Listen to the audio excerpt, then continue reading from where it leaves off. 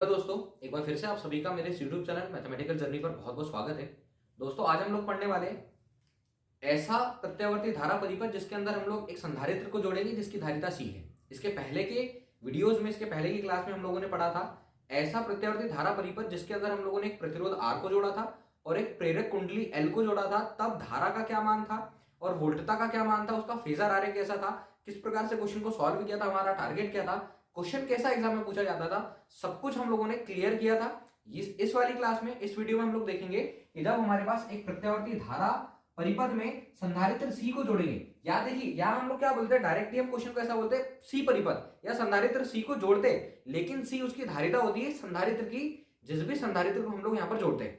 अब यहां पर देखिए, जब हमने किसी प्रत्यावर्ती धारा स्रोत के साथ, ऐसा भी हम लोग बोल सकते हैं कि किसी प्रत्यावर्ती धारा स्रोत के साथ जब हम संधारित्र सी को जोड़ते हैं तब धारा का क्या मान होता है, धारा का क्या मान होता है, शिखर मान क्या होता है, फेजर आरेख क्या होता है, ये सारी चीजें हम लोगों को क्लियर करना है। टारगेट क्या है हमारा, हमारा टारगेट है कि सिर्फ आई के समीकरण को निकालना है। तो जब क्यू की बात आएगी तो क्यू के साथ आई का क्या रिलेशन है ये आप लोगों को पता होना चाहिए। सी की बात आएगी तो सी के साथ क्यू का क्या रिलेशन है, आई का क्या रिलेशन है, वोल्टता कैसे निकलती है। एक बार इस छोटे से टॉपिक को आप लोग अच्छे से क्लियर कर लीजिएगा कि वोल्टता किसके बराबर होती है, सी क्या होता है, संधारित्र सी क्या होता है, संधारित्र में सी क्या होता है। संधारित्र एक ऐसी युक्ति है जो किसी चालक के आकार को बढ़ाए बिना उसकी धारिता को बढ़ा देती है। तो जो सी होगी वो उसकी धारिता होगी, उसकी कैपेसिटी होगी। बेसिक कॉन्सेप्ट यहां पर देखिए कि आवेश क्यू किसके इक्वल होता है, सीवी के, और जब हम लोग यहां पर वोल्टता की बात करेंगे तो वी इक्वल होता है क्यू अपॉन सी के। ये छोटा सा कॉन्सेप्ट, सी किसके इक्वल होता है, क्यू अपॉन वी के, और क्यू किसके इक्वल होता है, सीवी के। तो जब हम किसी प्रत्यावर्ती धारा परिपथ में संधारित्र को जोड़ेंगे जिसकी धारिता सी है, तब हमारे पास प्रत्यावर्ती वोल्टता, जिसका समीकरण हम लोग हर क्वेश्चन में सॉल्व कर रहे हैं, we not sine omega T, जहां पर ओमेगा टी जो है वो उसकी कला है, उसका फेज है।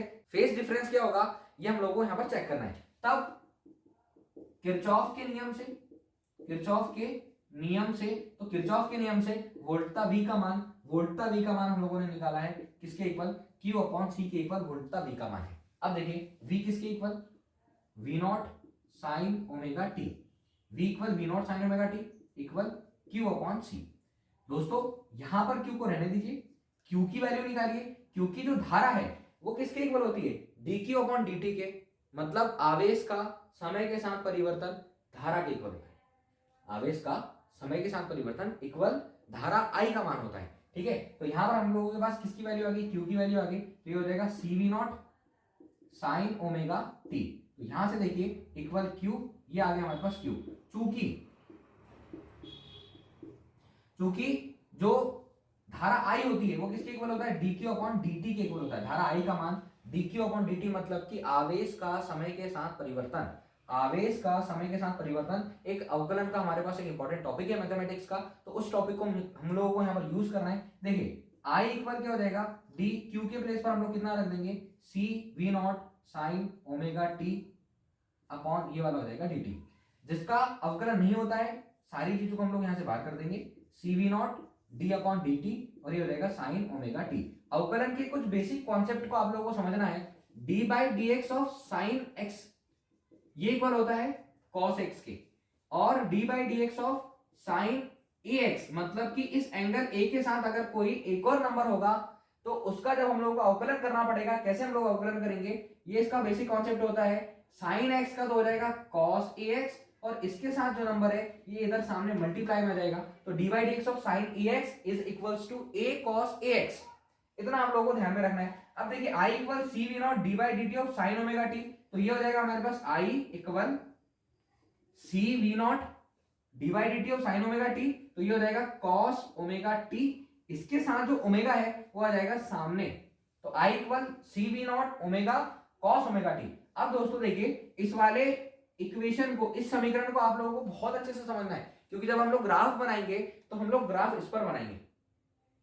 हमारा target v equal V not sine omega T के साथ i के लिए इक्वेशन लेकर आना है, तो i इक्वल जो भी आएगा उससे हम v नॉट का कंपैरिजन करेंगे, v का कंपैरिजन करेंगे, प्रत्यावर्ती वोल्टता का जो इक्वेशन है उससे कंपैरिजन करेंगे और उसका फेजर डायग्राम बनाएंगे, और उसका जो ग्राफ होता है जिससे हम लोग समझ सकते हैं साइन और कॉस वाला ग्राफ, उससे और बेहतर तरीके से उसको क्लियर करेंगे। अब देखिए इसको तो आप लोगों को याद रखना है, इस पर फोकस कीजिएगा, मैं बार बार रिपीट कर रहा हूं, इस पर ध्यान दीजिएगा, क्योंकि जो ग्राफ होगा हम लोग कॉस से ही बनाएंगे। इसको थोड़ा और आगे सॉल्व करते हैं तो आई इक्वल ऐसा भी आप लोग लिखा रहने दे सकते हैं, या फिर देखिए V naught upon omega C अभी ऊपर है, बट इसको अगर हम लोग ट्रांसफर करें तो 1 अपॉन ओमेगा सी हम लोग इसको ऐसा लिख सकते हैं, और ये हो जाएगा हमारा कॉस ओमेगा टी।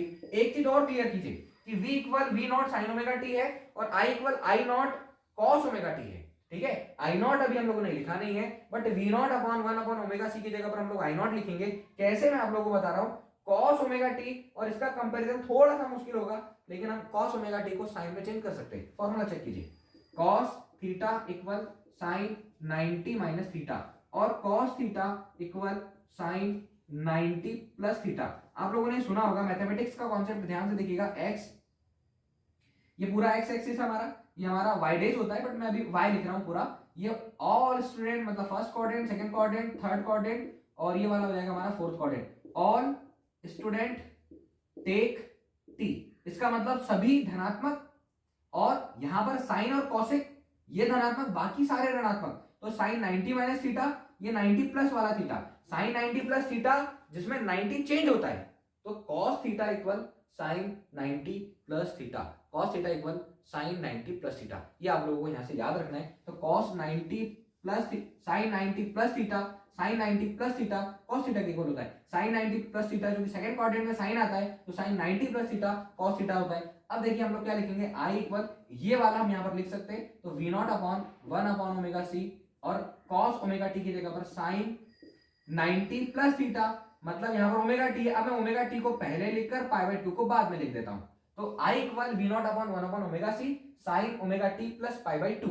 एक और कॉन्सेप्ट यहाँ पर चेक कीजिए कि यहाँ पर देखिए ये जो आई नॉट है ना, ये हो जाएगा V naught upon 1 upon omega C. कहने का सेंस आई इक्वल हम लोग लिख सकते हैं I naught sine omega T plus pi by 2। एक और कॉन्सेप्ट यहाँ पर मैं आप लोगों को बताता हूं, ध्यान से देखिएगा।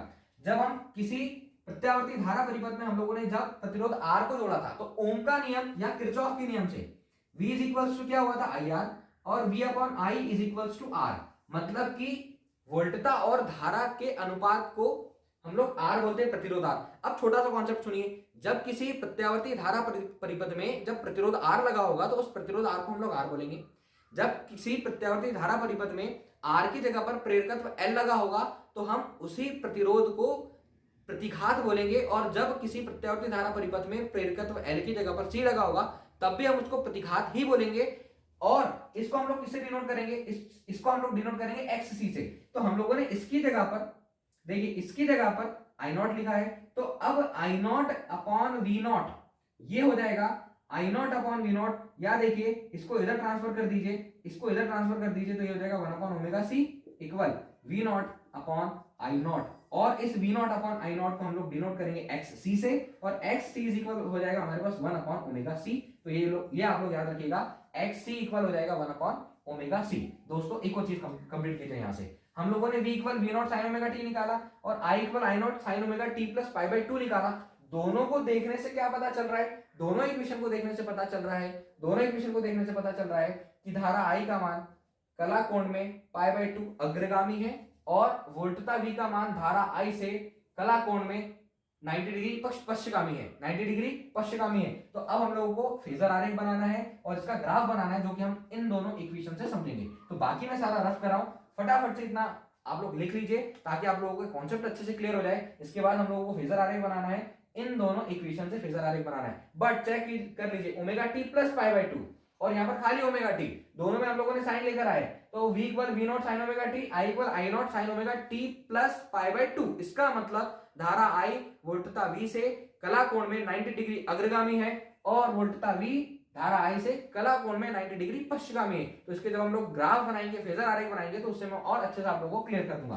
तो इतना आप लोग अच्छे से लिख लीजिए, कंप्लीट कर लीजिए। अब हम लोग इसका फेजर आरेख बनाएंगे और इसके कॉन्सेप्ट को और अच्छे से क्लियर करेंगे। याद रखिए, हमारे पास ऐसा प्रत्यावर्ती धारा परिपथ है जिसके अंदर हम लोगों ने एक संधारित्र लगाया है जिसकी धारिता सी है, संधारित्र लगाया है जिसकी धारिता सी है। ऐसा प्रत्यावर्ती धारा परिपथ जिसको हम लोगों ने एक प्रत्यावर्ती धारा स्रोत से जोड़ा है, जब इसमें हमने प्रत्यावर्ती धारा स्रोत लगाई है तो इसके अंदर प्रत्यावर्ती धारा निकलेगी, और सारी की सारी वोल्टता किस पर जाएगी, इस संधारित्र सी पर जाएगी। और संधारित्र के बारे में मैंने आप लोगों को बताया, संधारित्र एक ऐसी युक्ति है जिसमें किसी भी चालक के आकार को बढ़ाए बिना, जैसे अगर हमारे पास पंखा है उसके अंदर हम लोगों ने कंडेंसर लगाया है, संधारित्र लगाया है, तो वो उसके आकार को बढ़ाए बिना उसकी धारिता को बढ़ा देती है, ये संधारित्र है। चलिए आगे बढ़ते हैं और दोनों इक्वेशन पर हम लोग चर्चा करेंगे। दोनों इक्वेशन, एक इक्वेशन ये और सेकंड इक्वेशन जो हम लोगों ने अभी निकाली है, ये हो जाएगी हमारे पास सेकंड इक्वेशन। यहां से I naught sine omega T plus pi by 2। तो अब हम लोगों को फेजर ग्राफ बनाना है और इसका जो कला का अंतर है वो चेक करना है। ध्यान दीजिए, इसको हम लोग कैसे लिख सकते हैं, इसको हम लोग लिख सकते हैं धारा आई वोल्टता V से कला कोण में 90 डिग्री अग्रगामी है, और या धारा आई वोल्टता V से कला कोण में 90 डिग्री अग्रगामी है। या इसका मतलब क्या है, वोल्टता V धारा आई से कला कोण में 90 डिग्री पश्चिगामी है, और यहां पर वोल्टता V धारा आई से कला कोण में 90 डिग्री पश्चिगामी। जब इसका फेजर आरेख बनाएंगे तो देखिए फेजर आरेख यहां पर लिख देता हूं मैं, फेजर आरेख। तो फेजर आरेख ये हम लोगों ने बनाया वोल्टता V के लिए, V नॉट के लिए। तो कलांतर जो कला है वो है ओमेगा टी। चेक कीजिए आई नॉट साइन ओमेगा टी, तो omega T plus pi by 2। तो हमने क्या किया, आई नॉट के लिए क्या किया, ये बना दिया, ये हो गया हमारा आई नॉट, और इन दोनों के बीच में V और I के बीच में 90 डिग्री का ये फेज बना दिया, कला बना दी। तो धारा I वोल्टता V से कला कोण में 90 डिग्री अग्रगामी है, तो ये वाला भाग अग्रगामी वाला, ये पश्चिगामी मतलब ये आगे है, ये पीछे वाला भाग है। अब इसका बेसिक ग्राफ बना दे। तो बेसिक ग्राफ इसी को मैं आगे बढ़ा देता हूं, लीजिए देखिए V नॉट के लिए क्या करेंगे हम, साइन ओमेगा टी, मतलब ग्राफ किसका आएगा, साइन का। तो साइन का बेसिक ग्राफ आप लोगों को पता होना चाहिए, ठीक। यहाँ पर पॉजिटिव और यहाँ पर नेगेटिव, ठीक है। तो ये साइन का ग्राफ बना, ये आया हमारे पास V नॉट का मान। अब दोस्तों हमको I equal I naught sine omega T plus pi by 2 के लिए भी ग्राफ बनाना है। तो यहाँ पर omega T plus pi by 2 के लिए ग्राफ बनाना थोड़ा कठिन होगा, इसके लिए मैंने आप लोगों को पहले ही बोला था, इस चीज को आप लोग याद रखिएगा। I equal C V naught omega cos omega T, मतलब हम लोग कॉस के ग्राफ से इसको कंप्लीट करेंगे। तो कॉस का ग्राफ कैसे होता है, कॉस का ग्राफ कॉस 0 की वैल्यू 1, और इसको हम लोग ऐसा कंप्लीट करेंगे। तो ये कॉस का ग्राफ बना, इसमें हम लोग यहाँ पर हम लोग आई नॉट की वैल्यू और आई की वैल्यू को यहाँ पर हम लोग ऐसा डिनोट करते हैं, ये हो जाएगा हमारा आई नॉट। आई थिंक आप लोगों को समझ में आया होगा, बहुत इजी है, बहुत इंपॉर्टेंट कॉन्सेप्ट है, इसलिए मैंने सिर्फ इस क्लास में सिर्फ एक ही क्वेश्चन को लिया है जो कि सी परिपथ है, जिसमें हम लोगों को धारा का शिखर मान चाहिए और धारा का समीकरण बनाना है, उसका फेजर आरेख बनाना है। बहुत अच्छे से आप लोग इस कॉन्सेप्ट को कंप्लीट कीजिएगा। समझ में नहीं आएगा फिर से रिपीट देखिएगा, या इसके पहले वाले वीडियो को जरूर चेक कीजिएगा, जिसमें हम लोगों ने आर और एल परिपथ को बहुत अच्छे से समझा है। इसके बाद वाली क्लास में हम पूरा एक क्लास में, पूरी एक वीडियो में एल सी आर परिपथ को अच्छे से कंप्लीट करेंगे, जो कि आप लोगों को बहुत अच्छे से समझ में आ जाएगा। उससे पहले तीनों कॉन्सेप्ट को आप लोग अच्छे से समझिएगा, जो हम लोगों ने आर पढ़ा है, जो हम लोगों ने एल पढ़ा है, और जो हम लोगों ने अभी जो है जिसमें एक प्रत्यावर्ती धारा परिपथ जिसके अंदर हम लोगों ने संधारित्र जोड़ा है, जिसकी कैपेसिटी सी है। उसमें कला का अंतर फेज कितना होता है, फेज डिफरेंस कितना होता है, वोल्टता V का मान धारा से कितना होता है, तीनों में ये आप लोग अच्छे से चेक कर लीजिएगा। तो आपके लिए जो LCR परिपथ होगा वो बहुत ही आसान होगा और आप लोग उसको बहुत अच्छे से कंप्लीट कर पाओगे। तो दोस्तों आज की क्लास में इतना ही, नेक्स्ट क्लास में फिर से मिलेंगे, तब तक के लिए थैंक यू सो मच।